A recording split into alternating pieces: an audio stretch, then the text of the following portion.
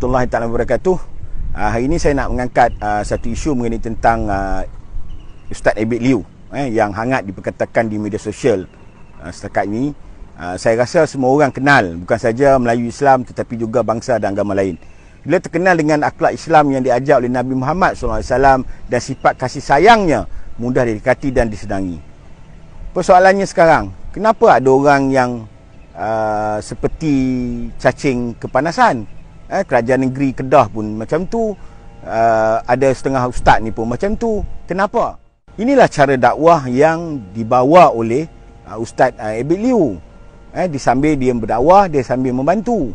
Tapi ini bila orang tengok, sepatutnya jangan kata dia ni ada niat untuk menunjuk-nunjuk.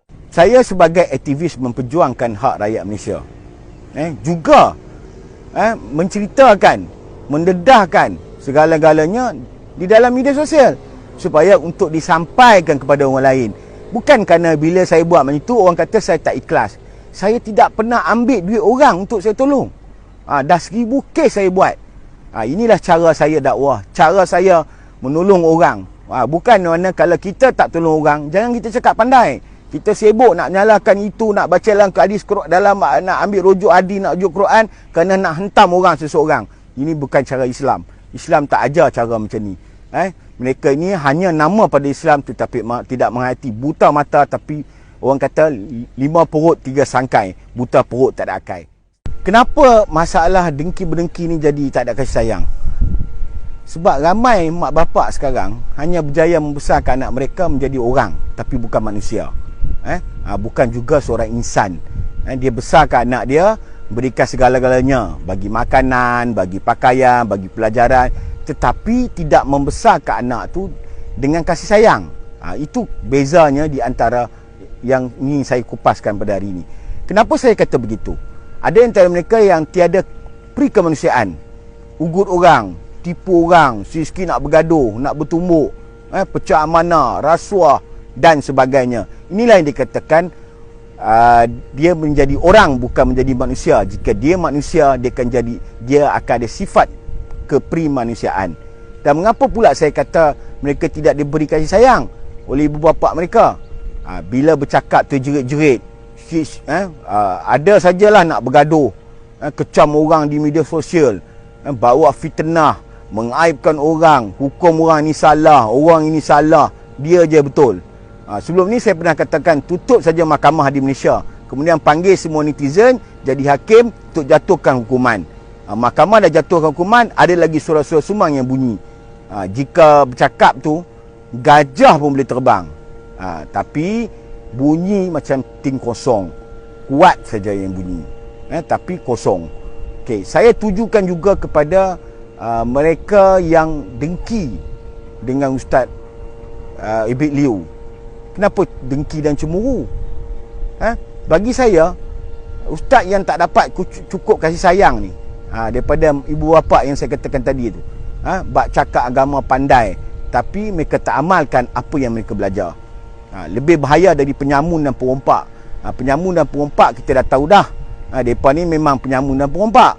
Ni tidak, berkopiah, berjubah, malangnya jadi penunggang agama, hanya ikut pada pakaian Nabi Muhammad SAW, tapi sayangnya tidak mengikut akhlak Nabi yang sebenar, menyebabkan Islam dan Nabi dihina akibat kelakuan penunggang agama ini.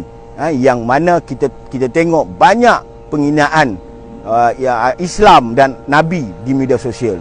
Sebab apa? Sebab puak-puak inilah. Ini yang masalah yang berlaku sekarang. Ustaz yang ada hanya berdakwah dalam masjid. Berapa ramai yang datang masjid dengan ceramah? Boleh kira lah dengan jari, kan? Ada yang ceramah tu jerit-jerit, seperti macam orang kena histeria. Lepas tu suka hukum orang ni masuk surga, orang ini masuk neraka. Macam mana orang nak minat datang masjid? Cuba kita tengok dan hayati cara bagaimana Ustaz Abid Liu berdakwah. Amat disenangi oleh semua orang, bukan hanya pada orang Islam, tapi agama dan bangsa lain juga turut terkesan dengan cara penyampaian yang diamalkan oleh Ustaz Abid Liu. Inilah konsep kasih sayang yang Nabi Muhammad SAW ajar, dan cantiknya Islam itu. Beliau berdakwah turun padang, cari orang di jalanan, di lorong-lorong, Bukan seperti ada setengah ustaz yang hanya cakap pandai, berdakwah tunggu orang datang masjid. Sepatutnya mereka buat seperti mana Ustaz Ebek Liu buat. Dakwah cari orang, bukan tunggu orang datang baru nak dakwah. Ini cara yang tidak betul.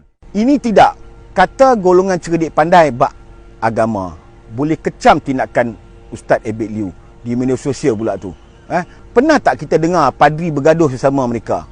Duk kecam, duk bergaduh di dalam media sosial. Tak ada. Tapi ustaz di Malaysia ni yang macam tu.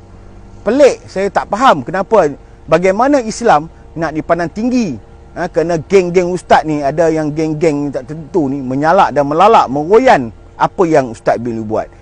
Ustaz Ebek Liu berdakwah di jalanan, di lorong-lorong dan di mana saja. Bagi saya, ustaz-ustaz lain tidak mampu lakukan seperti ini. Pondan, anak-anak terbiar, siapa saja, tak kira warna kulit, bangsa, beliau akan berdakwah. Ada kita tengok ustaz selebriti buat begitu. Sibuk dengan jemputan ceramah di TV, di masjid. Mungkin kerana sudah popular hingga lupa diri untuk berdakwah di jalanan. Inilah kita kena betulkan balik niat dan apa tujuan kita. Ada saya tengok di media sosial, Ustaz Ebek Liu dihalau oleh AJK masjid. Cuba pergi tengok gereja. Ada padri yang halau tak orang datang gereja? Saya pernah masuk gereja. Banyak kali juga tu atas tugasan, kerana masa itu saya ada pengamal media, kerja dengan sok khabar orang putih. Dia cover jugalah kes-kes di gereja. Tapi bila dengar cerita saya masuk gereja, wah kecam. Startlah mula nak hukum. Inilah kita katakan mereka yang tidak ada kasih sayang ibu bapa. Cara mereka layan orang datang cukup tertib, budi bahasa. Kalau nak mandi dengan AJK masjid, langit dengan bumi. Bukan saya nak hina AJK masjid, tapi inilah yang kita kena belajar. Jangan kita ingat kita Islam, kita ni dah hebat. Tetapi sebenarnya tidak. Manusia dan haiwan adalah makhluk Allah. Kedua-duanya kedua-duanya Allah ciptakan ada otak. Tapi Allah berikan kelebihan akal kepada manusia untuk menjadi khalifah di muka bumi ini. Jika kita bercakap dan bertindak tidak guna akal, maka tiada bezalah kita dengan binatang.